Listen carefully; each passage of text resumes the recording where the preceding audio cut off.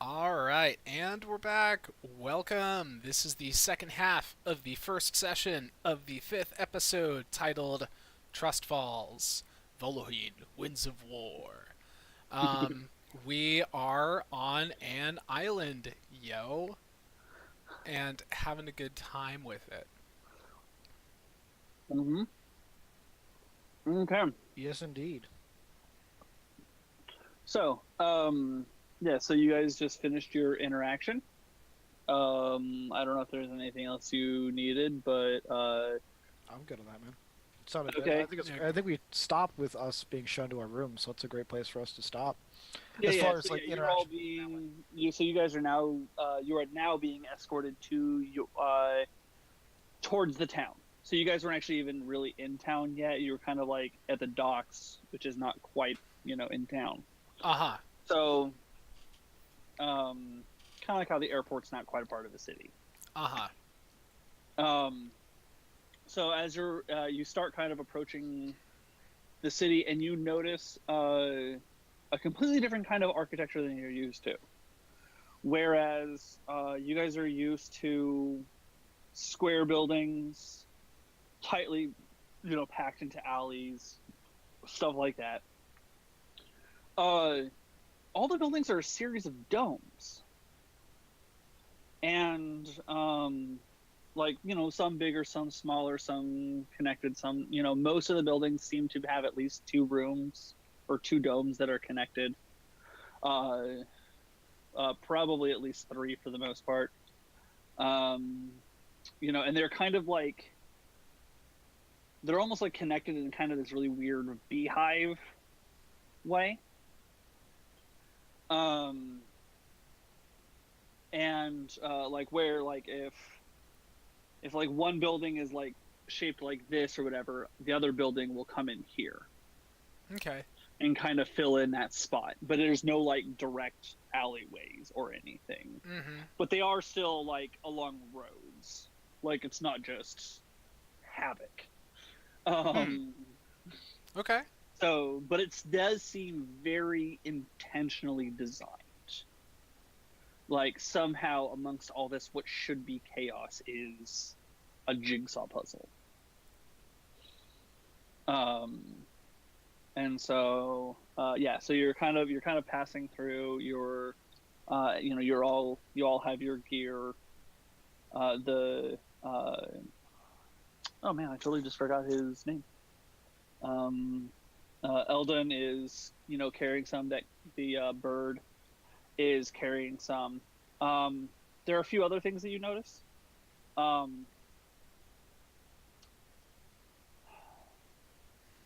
You notice that there are sprinkled here and there.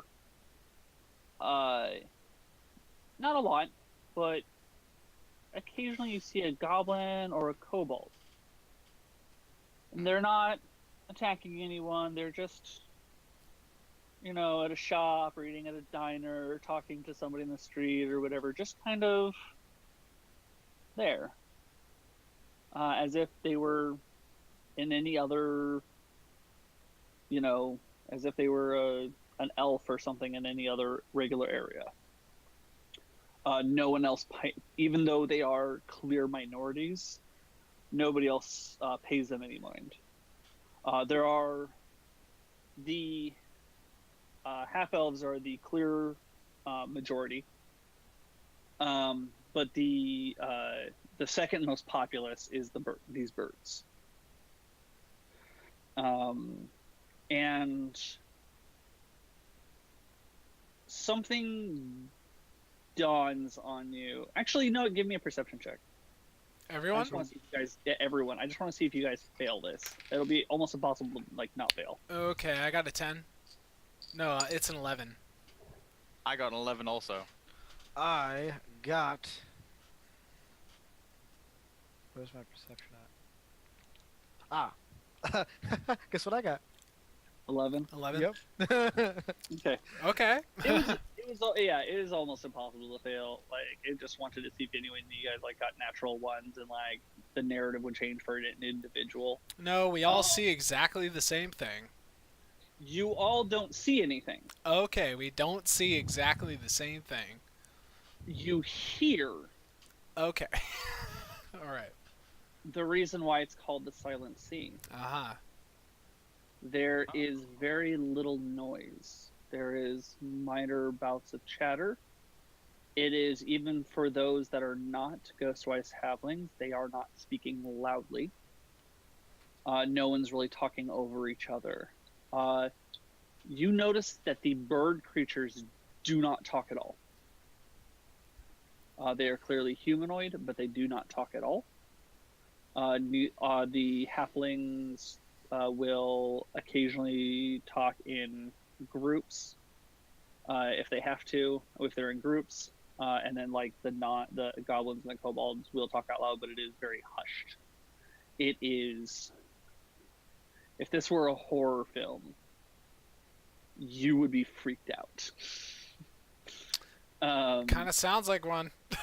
Maybe we are in a horror film. Yeah. And you, like, ambient noise really starts to pick up for you. Horses, carriages, the sea. The sea, they're not, like, quite on the beach. They're, like, close to it. But not quite, like, there's still, some space between it. But you can hear it very easily. It's kind of a little eerie, but I don't know, like, I mean, I'll let you decide how you feel about that, but it's just this serene... In hushed tones, I'll lean in closer to Onn and Eigner and say, "Where else in the world could you find silence like this? Isn't it just breathtaking?" Eigner is becoming very self-aware of how much noise he makes by just walking. No, this is a true statement. Where in the rest of the world, you are whatever. Yeah. Here, yeah. I'll say back to Eridu, yeah, it's nice, but I feel like I'm ruining it. Eridu walking side by side, making no sound whatsoever, looks you up and down. It sort of adds to the flow of the place. There's a beauty to your armor that I've never noticed before. If you say so. It's a rusted hunk of junk, if you ask me. And yet it carries with it its own melodies. Somehow, some way, it's more beautiful than I am. Oh, don't undervalue yourself. You're a very beautiful man. Oh, Eridu, you're always so nice to me. I try. Yeah. I'm just gonna listen. And then, when a moment arises, I'm going to... Actually, before that, I'll kind of look toward... Oh, that wasn't with me. Never mind. I can't do that. Damn it. Never mind. Nope. I don't... He can't do I it. I was gonna make comments about the kobolds that we freed. Oh, right, yeah. But You Eridu wasn't part of that. Right. Yeah. That's right.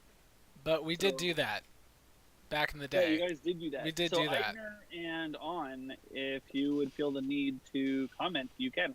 Alton was not there either, because Alton was still home. Oh, I see. So Eigner would say something like, I wonder if these kobolds here are among those that we freed. Potentially. I wouldn't be able to tell one from another, I must say. They all seem to be fairly similar in build and general face shape, although they did have difference in coloration, didn't they? Yeah. Are there differently colored kobolds? Well, yeah, normal array. They are... Where most kobolds are kind of dingy colored. Or, like, they just, like, spend most of the time in the dirt and they're malnourished. These guys are well fed. Their scales are... Shiny. shiny. They walk around with pride. All right. Well, whomever they are, they seem to be doing well for themselves here in the Silent Sea. Mhm. Eigner, Yes. were they not led by a large, pale fellow? They were indeed. I remember his face well. Perhaps we should ask them if they follow a tall, pale man. If you wish to make acquaintances with these kobolds, sure. I seek the information, but not the camaraderie. This is quite a conundrum. I wish to learn about them without having to speak to them.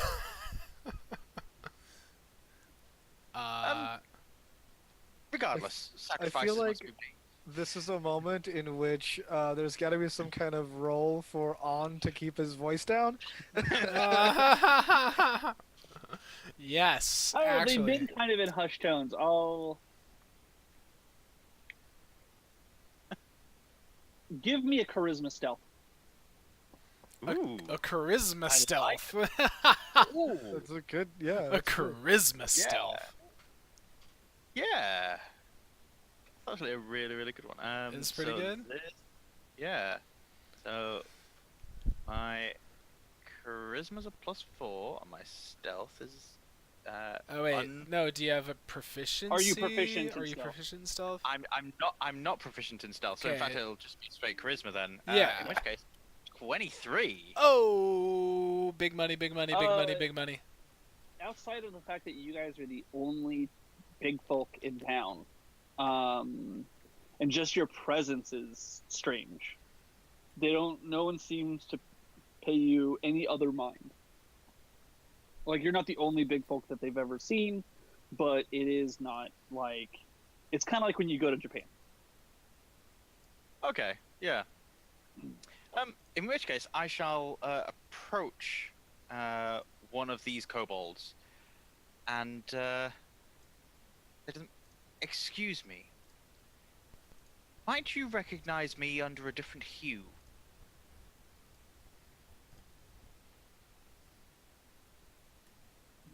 No?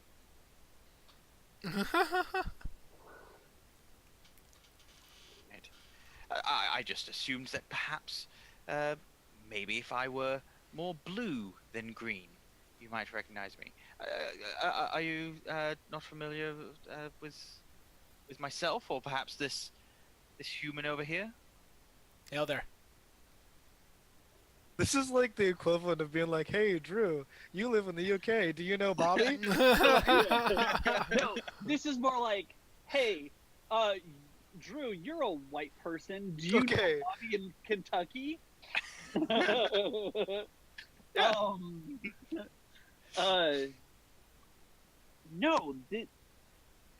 Is this a joke? Where would I know you from? You've never seen you before. I simply mean to imply that you are of the kobold race, and that I have encountered some of you at a previous juncture. I was trying to establish whether or not you were the same kobolds that I had met before, because there was somewhat of a bad blood spirit about the entire affair, and I wanted to see if there was some sort of connection there. Not to build any bridges, you understand, but purely to establish that fact in my mind.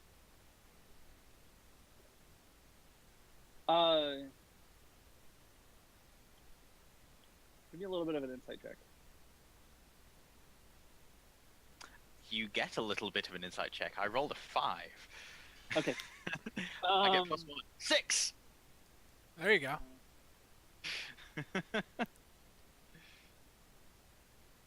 I'm just gonna tell you the 3 lines at the bottom with the dots.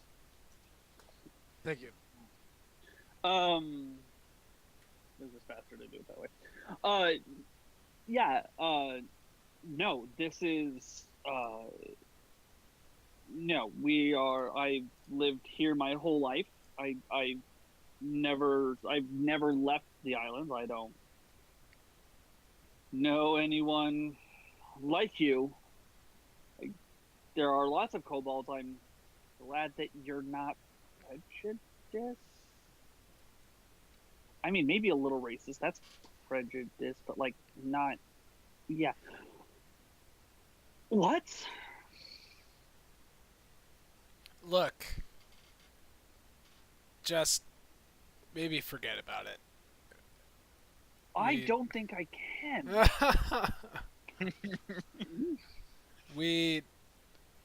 I'm gonna chalk a lot of this up to ignorance, because let's face it, you're big folk. But would you kindly maybe not make assumptions? Yep. I'm glad that you noticed that, Drew. we had to be on our way anyhow. Truly, Eigner? I thought we were taking a rather leisurely wander around, but... Let's just move along. All right, I do apologize. Despite your exchange, he gives you a nod. I think that went rather well, Eigner. Could have gone better. And Alton's been ahead with his family, like of you guys, like a number of paces, and he just like looks back and he's like, "What are you guys doing?" Moving right along. I'm afraid to ask. Do you understand what you did wrong in that situation? I believe so, yes. I inquired whether or not they recognized me, rather than whether or not they recognized the person who would have been their leader in that situation. That, I believe, was the crux of my faux pas. I'm afraid you are still off. It would be the equivalent of someone coming up to me and assuming that I knew who your father was, because I am elf and you're Eladrin, and we have some kind of familial connection, albeit very, very old. Oh, I don't believe that makes sense, because as we know, elven families are not only long-lived, but well-traveled. We would very likely not even know our own grandparents, let alone each other's parentage. It would be rather rude and presumptuous for someone to assume that you knew my father simply because we shared some kind of bloodline or visual appearance. And it seems that the kobolds are short-lived and quick to reproduce, meaning that there are much more of them than there are of us. Mathematically, how easy would it be for them to all recognize one another? Or even when you add some distance between them, what is the likelihood that the kobold you met here, over at, let's say, Twin Harbors, would be the same kobold who exists over in the Silent Seas? I think I see what you're saying, Eridu. I am very likely to never meet again those same kobolds. I understand now. Yes, that is very true. So from now on, presume you do not know them until you have been introduced. Yeah. The more you know. I feel like there are long-term ramifications for that. I think that Oh yes. I think that Onn is going to presume he doesn't know anyone until he's been introduced to them each time. On just overcorrecting on the social side of things all the time until he just gets a little closer to the middle, but he's overcorrecting a lot. It's okay. Okay. So moving right along. Yeah, you guys continue along. Obviously, let me know if you decide to do anything else. and so if you have nothing else to say or do, you do eventually meet up at the Brightmoon home, and there you see it is a home that has one big dome, two smaller domes, and one little dome. Dome, dome, dome, dome. Dome, dome, dome, dome. And there, you also see a couple of other halflings that are waiting for you guys. Hail there. And unlike before, Alton points to his to the female who looks to be a little older than him, and says, "This is my sister Thea." And the male, slightly older than him, like, the equivalent of us, like a year difference, like equivalent for humans. So it's probably like 3 to 5 years older. I can't tell. Yeah, I was just about to say, I don't think Eridu would really be great at telling the difference. I can't tell. They're like halflings that I'm meeting. Yeah. This is my brother Ty.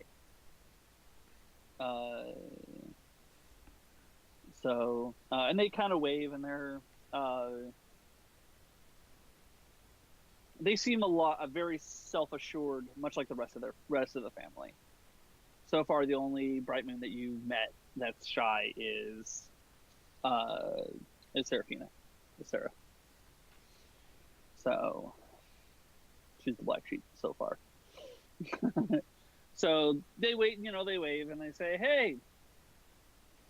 And Alton says, "I, of course, am going to stay in my room. And you guys are going to stay with one of them. Or you guys are going to stay with them. You can choose. They've set up so that way 2 of you can stay with either one of them." Okay. Wait, them pointing to who now? To his brother and his sister. Oh, okay. All right. So you're gonna stay with them tonight. So whoever you guys want to go with, you can drop their stuff off. It's still fairly early in the morning, so. Okay. I appreciate your hospitality, and I'm speaking to Thea. Yeah. Very much appreciate your hospitality, and yes, I would greatly like to drop some things off at the earliest opportunity. Okay. She goes, and she kind of like very casually just points at the other 2. No? I am content to stay with whomever has the room for me. I do not need much. I mean, you guys are gonna sleep on the floor anyway, so. The floors are quite perfect. Can I have a look to see who would be the heaviest sleeper? Or who I might... give me an insight check. Yeah. Okay. Are you going to attempt to make friends again? I think this is where this is going. I rolled a natural 1. Oh, wow. On's got the perfectly timed natural ones. Yeah, you do. You really...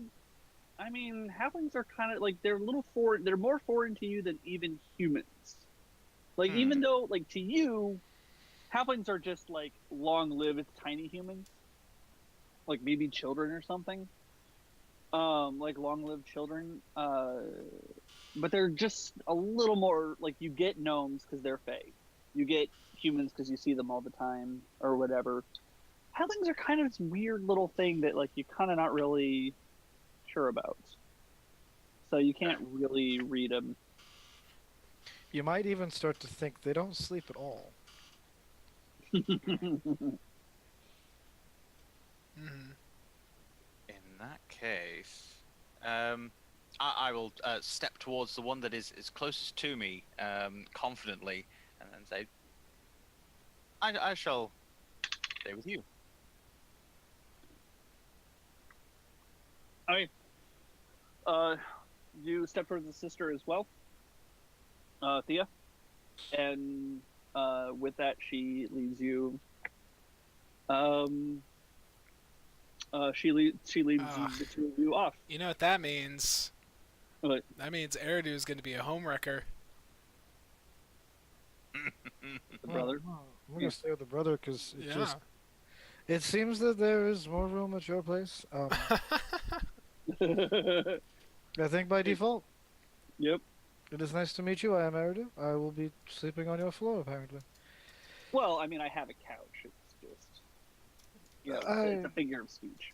I do not sleep much as is, so it won't matter either way. But thank you. Okay. Cool.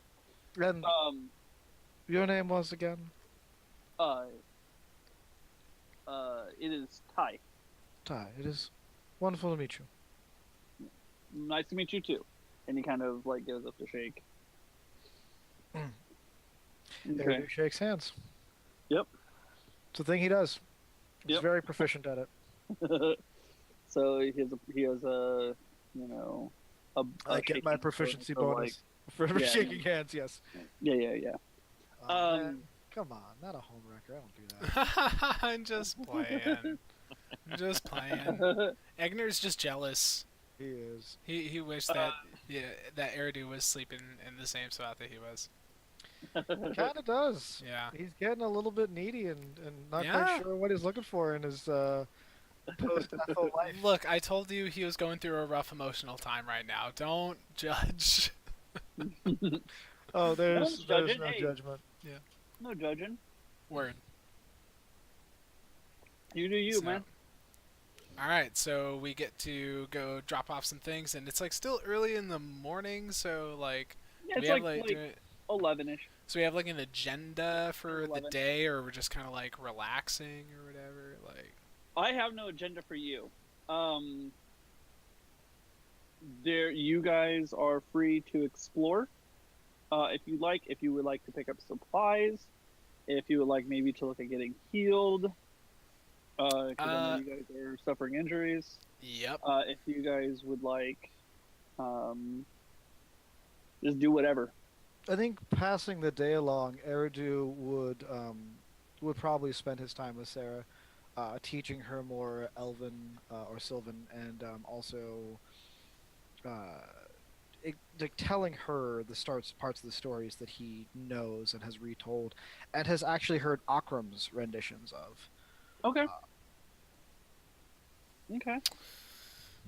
Eigner is very interested, and this is probably like, he probably gets the cue from like one of the characters that's like saying, if you want to go into town, there's this, there's that, Mhm. like might drop mention of like there's like medical care, and Sure. Eigner's eyes will perk up, and he'll say, "Oh my goodness, yes, please direct me." Are you hiding your black arm? I mean, yeah, right now it's like got like some messy bandages on there. Like he did grab the extra gauze, but he hasn't like reapplied it recently. So it's a little raggedy, but it is covering Give me the a deception wound. check. Deception? Mhm. Well, I'm not very good at that. But Yeah, we know. I will, I will try. Where is it? In the D section of the skills. Oh, there it is. 17. Sorry. Okay. You, as Thea is kind of talking to you, she kind of like, on a couple occasions, you kind of itch. Nothing super overt, just Oh, like, that's kinda like how sometimes you itch or whatever. yeah. But it's enough where she notices. And she looks down and she sees, we have a fantastic healer if you'd like to go get that. That looks bad. Yeah, I didn't want anyone to really see, but yes, I would appreciate some help. Okay. Yeah, that we're gonna, yeah. So, and she's gonna just, I'm gonna ask you this opportunity. It's up to you whether you want to take it. Do you want to take your armor off? Do I want to take my armor off? Well, Yeah, you still have clothes. Yeah. I imagine if I'm going to a healer, I would want to have my armor off. Right. Yeah. So just like while you're in town, you're leaving your armor off. Yeah. Okay. Because I mean, you were clinking around, so I was clinking around. That's true. yeah. So that's why I was like, I'm gonna like maybe you wouldn't have thought of it, but it's something that that Eigner would have. Mm-hmm. Okay. So she takes you. She takes you to this area that has like. So it's around the same kind of size of building as everything else, but it's got a little bit extra room in there. It's got a pen in there, and there are a bunch of pigs. Okay. And she takes you into that building, and in there is a like sleeping in. I don't know what would be the equivalent of like a wicker chair. Essentially, just say wicker chair. Yeah, but I mean, it's like not made out of wicker. Is like a specific. Like maybe some kind of grass. It's a wicker-like chair. Yeah, that's what I'm saying. It's essentially a wicker chair, but it's you know. So yeah, so she's sitting there. She's kind of dozed off. There's like a desk in the middle of the room, and you know, it looks like maybe there's some kind of papers there or something. Kind of basically, it looks like a waiting room of some kind. And so, Onn, did you want to join them, or are you just gonna stay at her place? I am gonna stay at her place. Okay. I'm going to do two things while there, which aren't going to require much adjudication or anything. But one is I'm going to take out this mirror thing and examine it a bit more closely for a little bit longer. And then when I grow bored of that in about half an hour or so, I'm going to snoop around and just look around, open pots and cupboards and things, and just generally familiarize myself as if it's my own place. Snooper, no snooping. I will.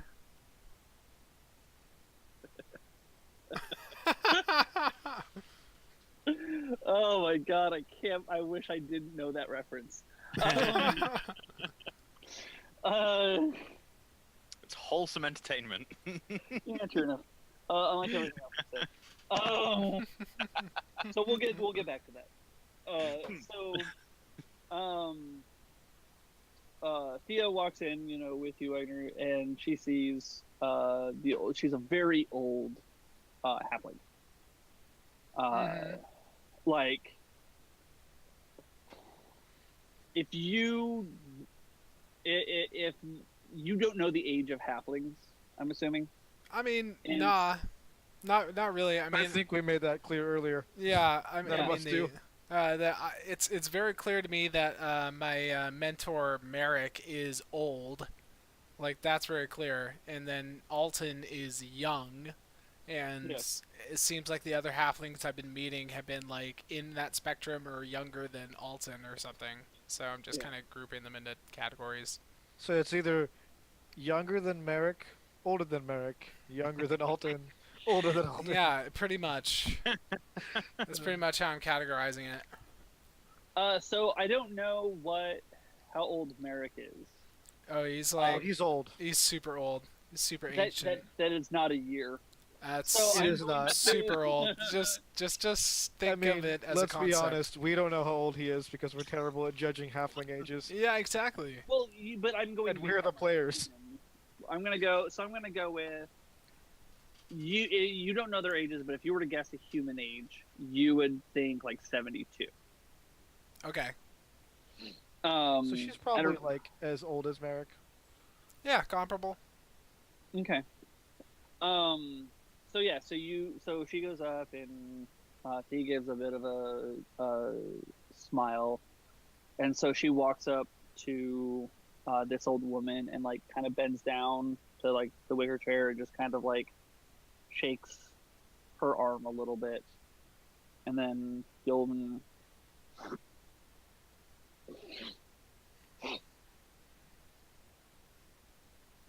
Oh, oh, Thea! Oh, Thea! Good morning. Did I fall asleep? Thea says. Yes, Merla, you were, asleep. I have a gentleman who's in need of your services. Hail there. And, Merla looks over and says, oh, a big folk. You need my services? Yes, I am in dire need. Okay. Show me what's wrong, young boy. At that point, I'll step forward and start removing the gauze from. Oh no, I'm sorry. It's my left arm. It's my shield arm. Removing the gauze from the shield arm, and I'll try and explain the nature of the creature that bit me. You know, it's like, She well, just kind of waves you off. what? She just kind of waves you off. She's like, What? meh. Oh. She doesn't want to hear anything. from Oh, you. She's okay. like- All right. Well, she's well, like, meh. well. In You're that talking, case, like, in that so she's case, I like- just got bit. she starts studying it and looking over it, and she's like pinching your arm, and it like hurts a little bit, and she kind of like she sees a spot that's like super black, and she like hits it hard. She goes, "Did that hurt?" Ah! Yes, it hurts. Okay. And she kind of grabs your arm and like twists it a little bit. That hurts. No. Okay, not as much. Okay, good. And then she like pinches and pulls a little bit on like some of that necrotic flesh and. Tough guy, are we? Okay. I see what's going on. You've got a lot of dead flesh, do we? It certainly seems that way. Well, it looks like someone did a good job of saving that arm. He did the best he could. Good. So she goes back and she goes, what to do? Okay, I know.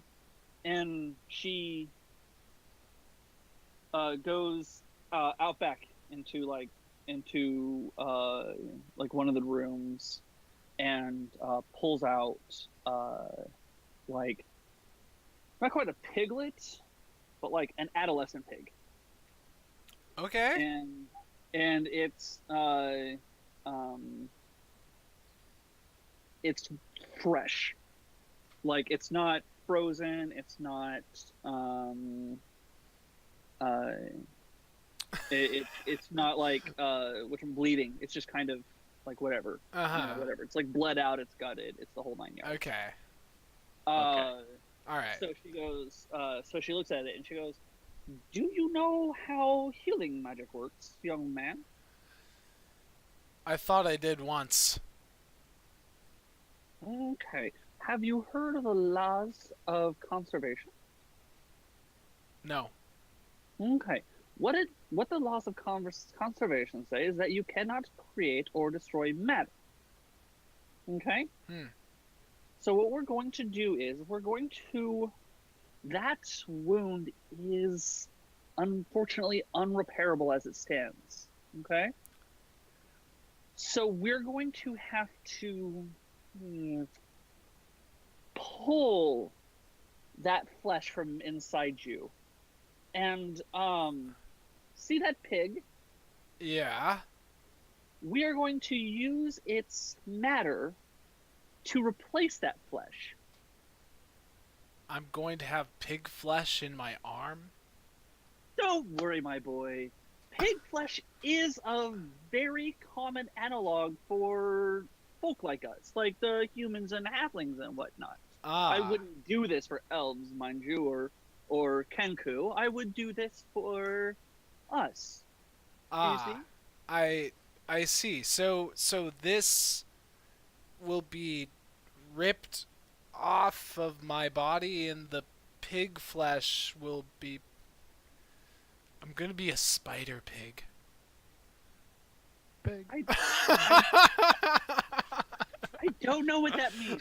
Look, no, I'm sorry I said that out loud. It means nothing to anyone.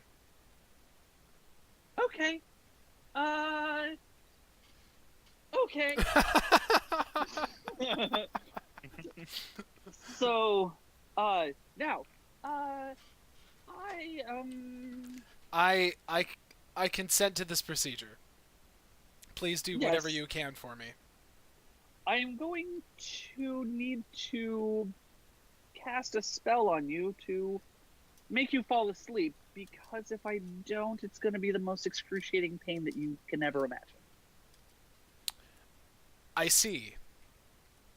Usually I don't like being the target of spells, but yeah, let's do this.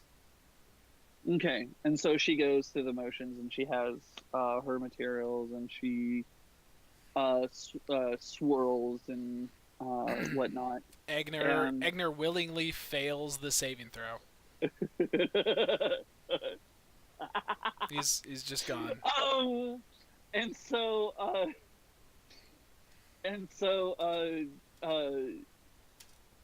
so she so she Jesus, yeah, seriously.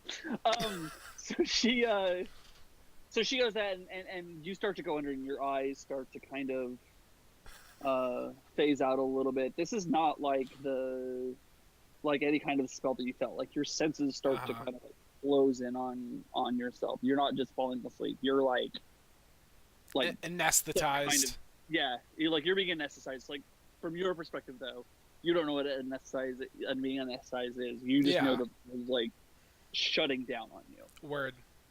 So I'm super into it. Hey, Give me that good stuff. Can I break in here for a second? Not as a player, but as a GM. Okay. Sure. Like, while you're explaining the procedure, I would like to explain what Eigner is dreaming about. Yes. Go for it. Full Okay, permission. Go for it. Okay. All right. I can do that now? Yeah. yeah, Okay. Cool. So, once the sleep spell sets in and Eigner is just out, immediately he is like, he feels himself wake up. Like, his senses are completely 100% as sharp as they can be, and there's the innate sense of danger. His spider pig sense are tingling, if you will. And he is standing in a dome-shaped room. The air is cool, and in the center is a brazier with a fire that has ignited a bit lighter since he's in the presence of it. There are corridors leading off, and inside of these slits in the walls are, mounds underneath a thick piece of animal hide or blanket. And he hears a woman's voice calling his name. And as he turns to go in the direction of this voice, the braziers in the rooms beyond him begin to ignite, coming closer and closer. And then a moment later, through the door of the chamber he's in now, a charred figure with eyes, that are a very familiar, as though they have not been damaged at all, meet his, and Ethel's voice says, "You just left me here. Why?" Damn. I thought it was gonna be a good dream. No, I didn't. I didn't think that. I don't do that. Wow. Would you like to respond, or would you like to wake up? I would say Eigner is just like gonna start crying, and he can't respond. That's what he does, is that he just starts crying in front of her. And maybe the tears are little flames. Oh, that's cool. She walks up and brushes the tears from his face with her charred fingers, and each place that the tears fall, the the blackened flesh tears away, revealing these, little bits of normal hand beneath the tract of where of the tears.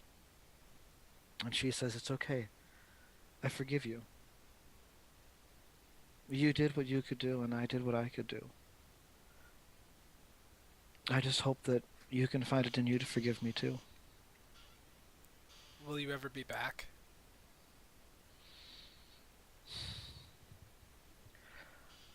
I cannot answer that question for you,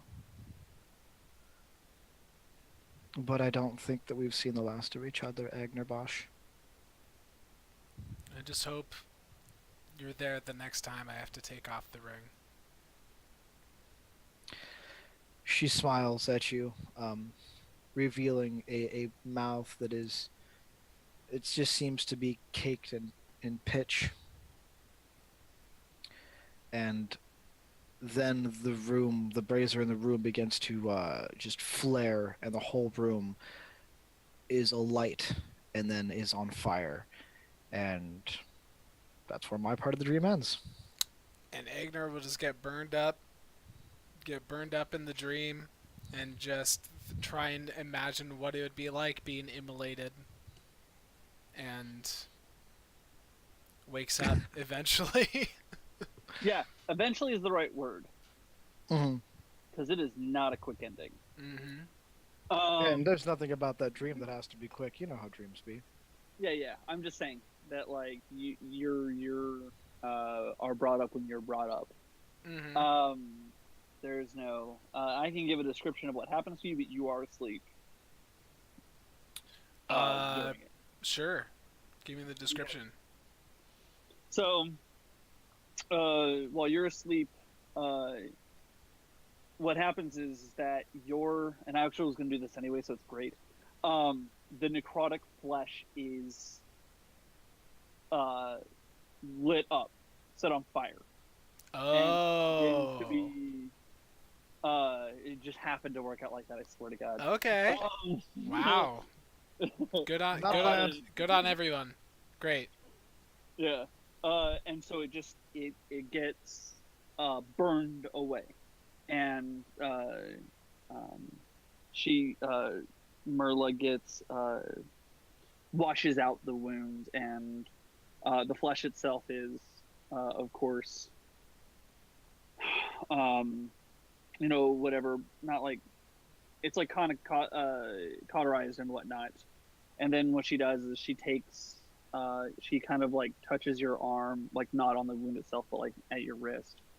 And she touches the pig, and she casts Greater Restoration. And there's this, like, the pig starts to wither, and your arm starts to fill, and in those spots that it was burning, or that had been burning, and it fills, and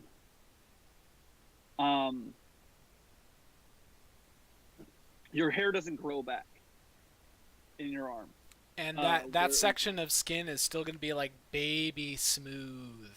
Right. Like I can like have the muscle and everything, but it's like hairy, rough, baby smooth. Right, exactly. Anywhere, so if there were lines or whatever, because it wouldn't be all the way through, but it would be like tendrils. I remember you guys describing it as tendrils, if I remember correctly. Mm-hmm. Yeah.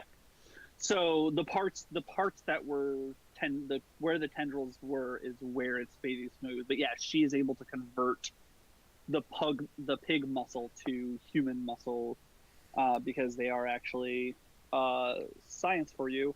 They are the closest human analog genetically as well. So all right.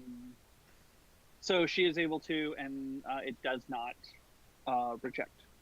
So your arm is now recovered.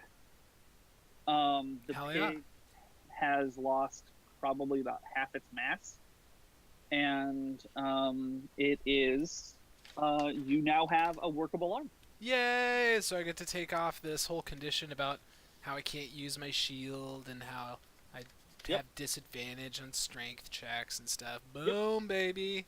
I'm good. And you're not slowly dying any longer. Which Oh is yeah, and that's also very good. Exactly. It's very good. So if I went to this lady, she'd basically like pull out a paint pot, and if I wanted to go back to my regular skin tone rather than being green at the moment, she'd just be like,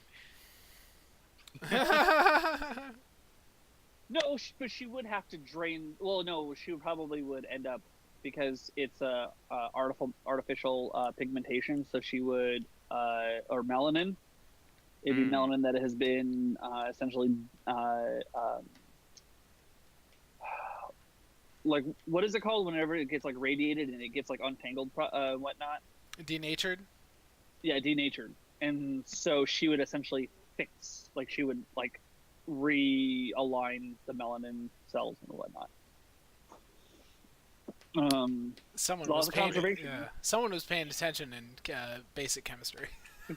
So it was just cracking me either up. that or she It's grabs like, a I remember sponge that. with soapy water and washes it off, and we realise that Onn's been painting herself every day. So yeah, that's what happened in Well, great. in the doctor's office. All right. Well, after Eigner wakes up out of his anesthesia-like state, he will inspect his baby smooth shield arm and marvel about how it just looks so clean and it looks so pristine. All the necrotic flesh is gone. There's no hair, but that doesn't matter at all because the shield's going to be covering all that. He loves the feeling of strength in the arm that he was lacking. And he almost like, and he also was affected by the dream. He's also trying to process all the stuff in there. So he just feels like he's brought to tears yet again. And he just looks at the halfling. Merla, was it? Yeah, Merla. Merla, I don't know how I can possibly thank you. Please name your price. Whatever price that you name, I will pay it. You have given me such relief. You have not ever been on the Silent Seas here, have you? No. We take care of our own and those who need help. And that includes those taking care of me, so I can take care of you without charge. You are healed, my son. I do not understand, but I am eternally grateful. You are welcome. Wow. So at that point, Eigner will actually take his sword and his shield out, and he'll find like a little corner where he's not gonna like knock any shit over or hit anyone, and he's just gonna like test it out, just like test out the range of movement, get the feeling of strength back in his left limb, just make sure he's like completely kind of like evened out. Gotcha. Yeah, no, I get you. Mm-hmm. Meanwhile, Onn. Mm-hmm. How would you like to ransack your host's? Oh yeah, he's snooping. I forgot. Yeah, I did not. Yeah. I will basically be looking around for things that are indicative of like the personal nature of my new host.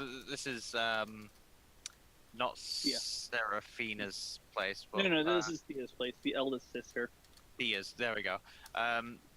Yeah. So, as far as Onn's concerned, he's been brought here to learn more about the people that he's with, and so he's essentially like misassigning that, and is now going to learn more about Thea, to learn more about just the Brightmoons.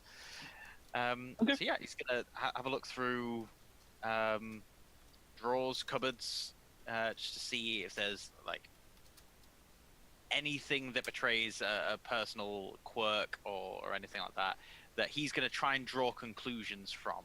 This is like an insight investigation thing. But I mean, even if no dice rolls are required, he's just snooping, basically, just trying to see what he can interpret. Intelligence, insight, 3 rolls. Whoa. Ooh. Whoa. Putting him through the ringer. That's cocked. Ooh. I rolled a 19, an 18, and a 7. Now, what are my stats to this? What was I said? Intelligence-based insight. Mm-hmm. Okay. Intelligence plus 2. Insight is untrained, so that's plus 2. So that's a 21, a 20, and a 9. Okay.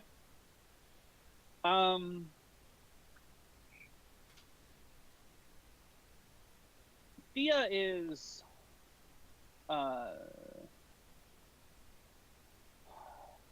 what's what I'm looking for? She is a connoisseur of art, but she's kind of hidden about it. She doesn't display it everywhere. None of it is in her main room. You can find little sketches of hers in drawers. You can find she has a number of paintings. Some are clearly hers and some are other people's.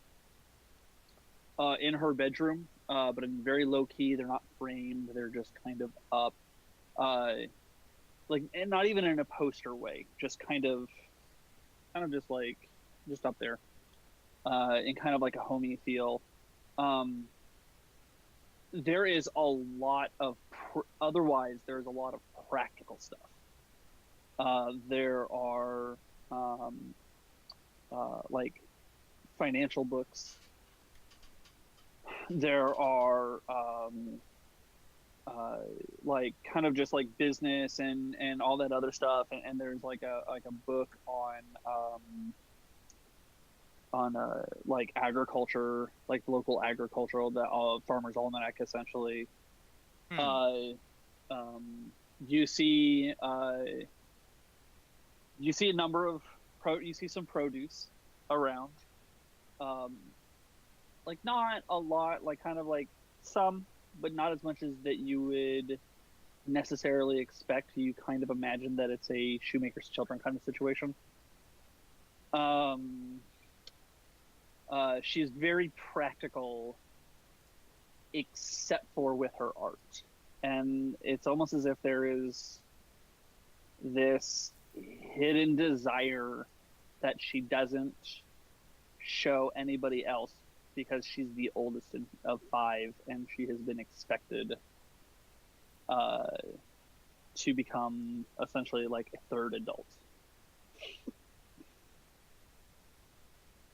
So from this, would it be reasonable for Onn to draw the conclusion that there'll be some differences between Thea and Alton, but that, whether correct or not, that an assumption that I could draw is that Alton will be similarly raised in this practical setting. He'll have practical uses for things, but that he'll have room in his personal life for little flourishes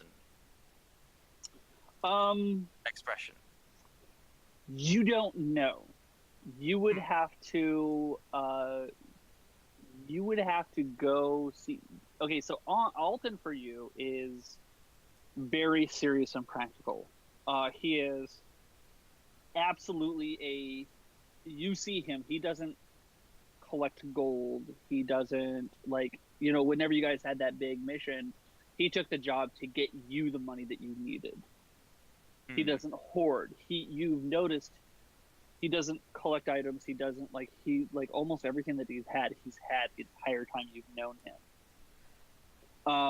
He doesn't seem to be concerned with any form of material wealth. And he packs very sparsely. So he's very practical. That's true. But you would have to go inspect his room to get any other indication.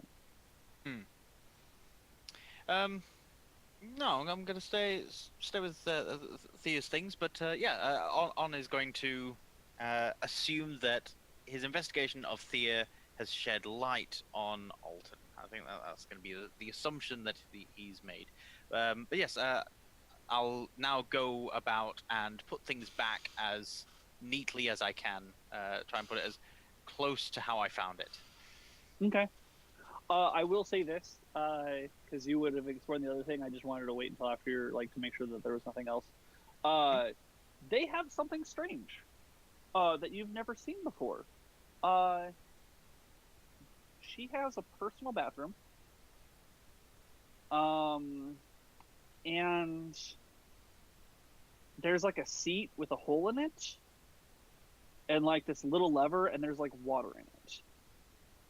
And then there's this other a basin, but it's up high, it's not sitting on anything, and there's this weird tube coming from it. I'm gonna go and push lever. It's mysterious. They have a conventional bathroom. I'm gonna push the lever and see what happens. Flushes. Wow. The water goes down, and then more water comes in. Conventional. I know what this is. I'm trying to think how Onn would take it. Yeah, And would there he doesn't assume that this is a water feature to splash about in or something? No. Let's try and keep this. He'll inquire about it later, certainly. Okay. Ooh, no. Is there a small thing around here, like a bead, a marble, maybe a small stone or something, or even a personal effect that I would think might go amiss, like a bowl of potpourri or something, or a piece of fruit, like a grape or a blueberry or some kind of thing like that. Yeah, there's small fruit. Okay, There would be small fruit, yeah. Gonna go and drop that in this puddle of water, and then push the flusher. Flush the fruit. Flush the Goes down fruit. with the water. Goes down with the water.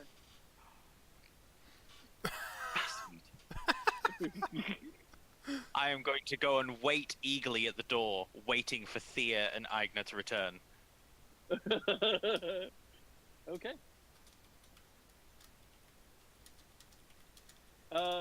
Yeah.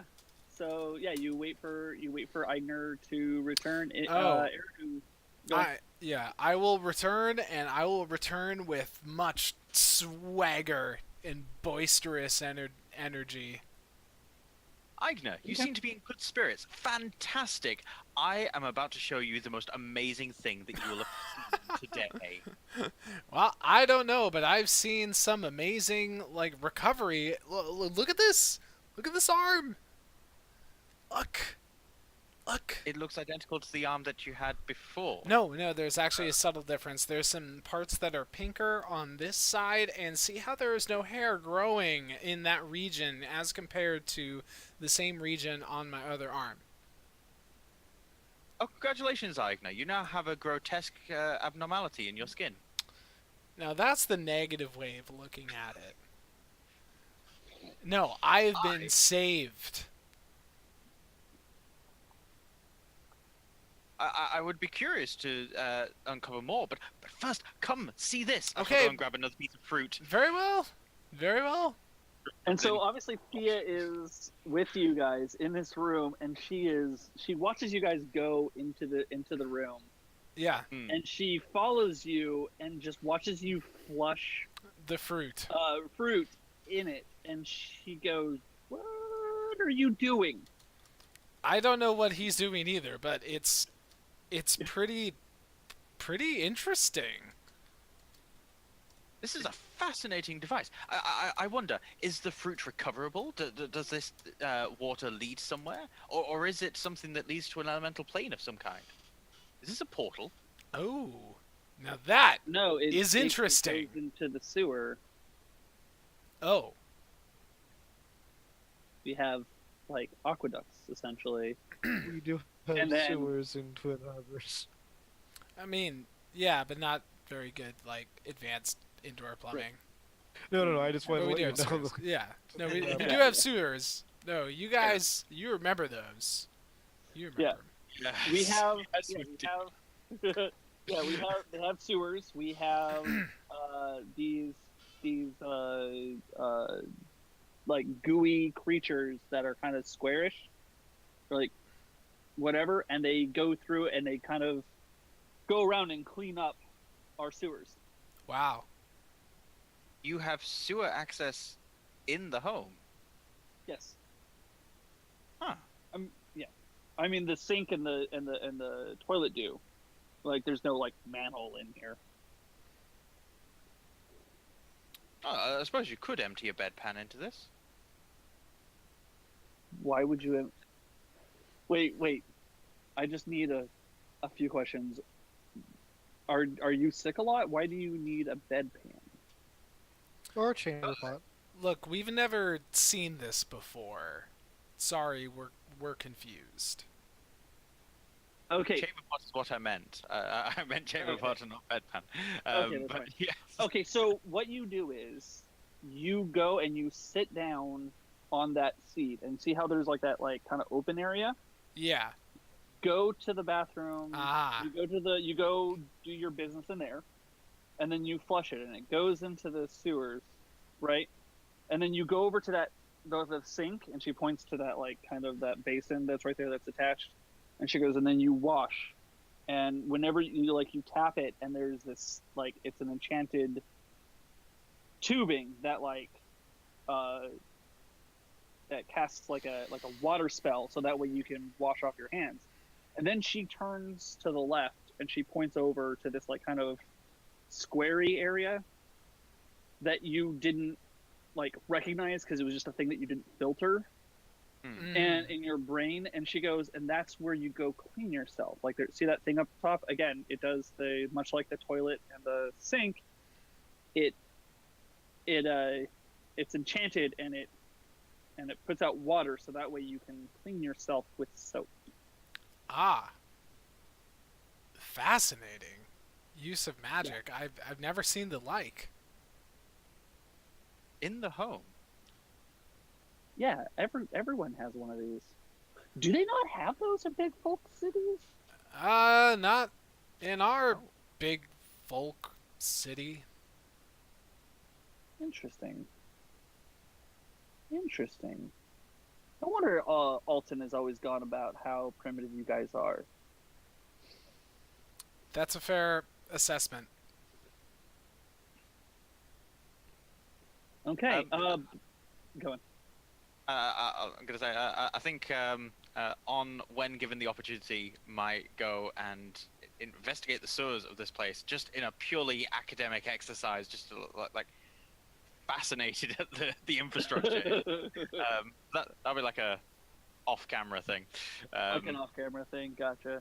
Yeah. Eridu, before we wrap, is there anything else that you would like to have done today? Well, I think that he would be spending most of his time, like I said, with Sarah, and his right hand is bandaged, and he does from time to time like absentmindedly rub at it, and it's not like he doesn't bandage his left hand, but that's usually wrapped so it doesn't hit his knuckles. Right. He's not punching anything now, so mostly he'd just be sharing conversation with her, and in the dull moments where his mind isn't on things that distract him from the pain of his infection, he'll be putting energy into that. So Sarah is way too enamored to notice. If you want to, Ty did not he came and he dropped off, and he didn't Sarah was there, so he didn't feel the need to stay. Mm-hmm. So he went back out and went back to work. When he comes back home, how noticeable is it? At some point in the day, he probably would have had to change the bandage, and there probably would be a time in which Ty would notice. Okay. Oh well, I mean, if he changes his bandage and like there's a giant hole in his hand, then Sarah would have noticed that. So Hey, at some point he might have done that. Yeah. If he changed it while she was there before Ty came home at the end of the day, then for sure she would have seen a giant gaping hole in his hand. Like there's no way to avoid a bullet hole like that. So she will do the same thing that that her sister did, and she will offer to take him to Merla. Okay. How does she present that to him? That's the real question, considering these different characters. Right. So she's gonna see that, and she's gonna. Does that hurt? Oh. Yes. It was an interesting story. I caught a large metal projectile, and it's quite painful from time to time, for sure. And she just like,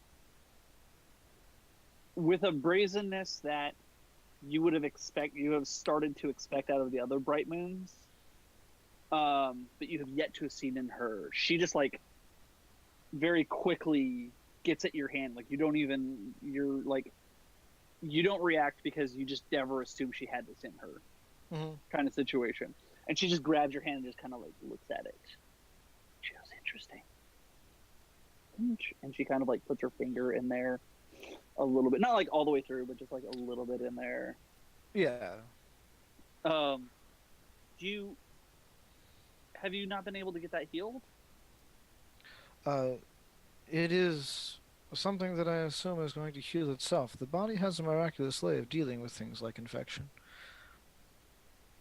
That is... it'll heal in a way that... Like, it's going to heal in a way that, like, looks like to me, like it's just going to seal itself, and you're going to have that hole, and your tendons are not really going to be able to, heal properly. So you're going to continue to, like, actually have degradation in your grip and your ability to hold a fist. I think that what you really need to do is I think that you need to actually go get that healed.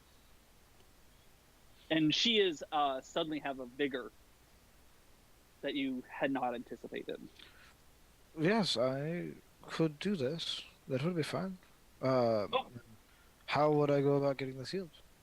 And she just grabs your other hand and just very quickly pulls you. I'll go there. And she takes you to Merla, a similar situation. Yeah. This is, I'm assuming, after Eigner gets his hand fixed. And she walks in, and Merla is actually awake, and she's kind of keeping house and whatnot. The pig is no longer there, obviously. And So you can use the same pig. It's still got a little bit left in it. Enough for a palm. Yeah, enough for a palm. Enough for a palm. So she goes up to her, and she walks in. Merla, he needs some healing. And Merla turns around and says, Sarah, calm. You're getting a little rambunctious. Sorry. But he has like this big hole in his hand. He says from a like metal object or something. And it looks like it's not gonna heal properly. I told him that his tendons aren't gonna heal properly, and he's gonna lose proper functionality in his hand. And Merla smiles and she goes, "You have been reading. The books I've given you. Okay, good. Why don't you assist me, and we will take a look at this, and maybe we can get this taken care of." And so Merla inspects it, and she sees kind of what's going on, and so she does not grab a pig this time. She goes, and I'm trying to think what would the closest analog to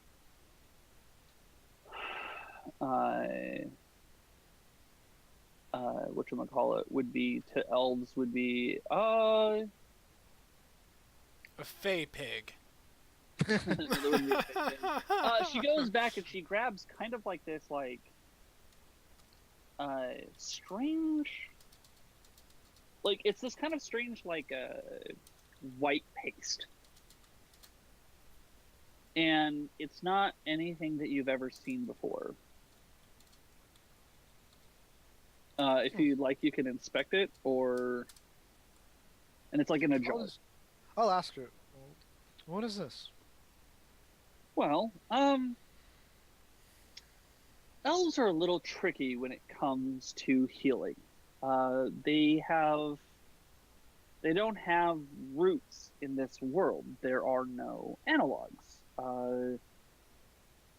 Even gnomes have kind of created a bridge between our world and the Feywild, where elves don't quite have that. A lot of it, in my opinion, has to do with that your long lifespan. You don't have very fast generations, and so you don't. You're not kind of as intertwined with our world. So this is a like a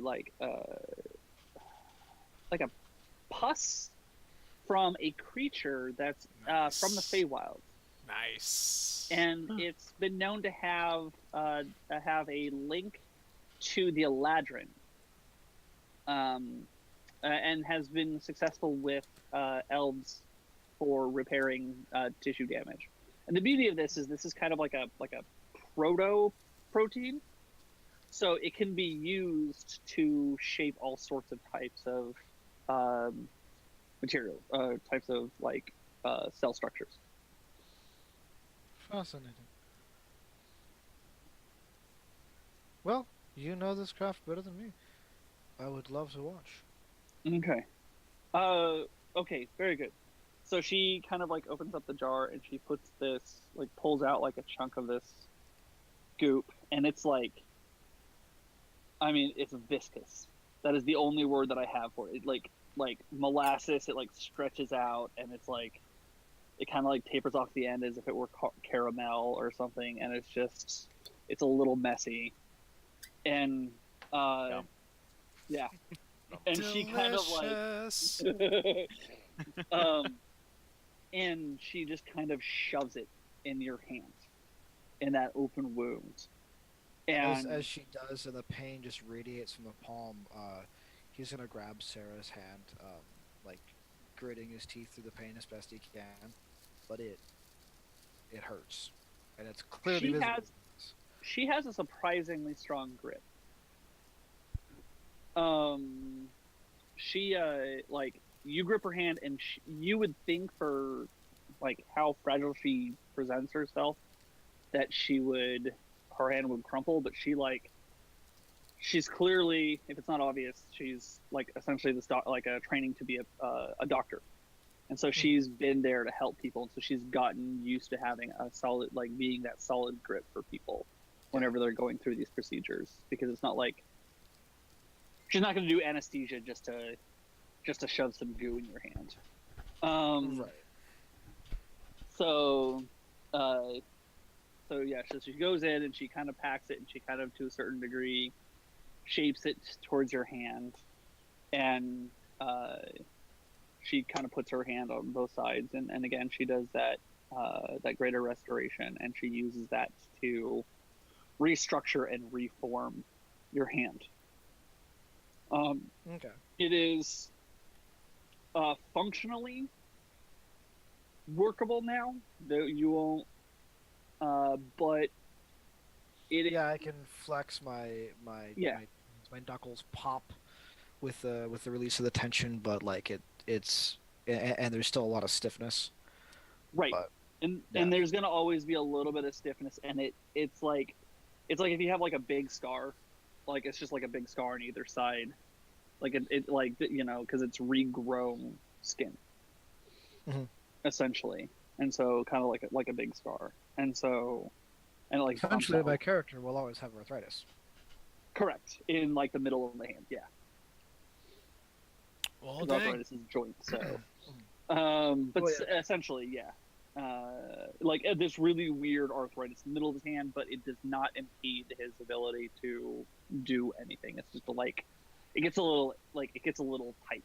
That's it. Not even achy, just a little tight sometimes. Yeah.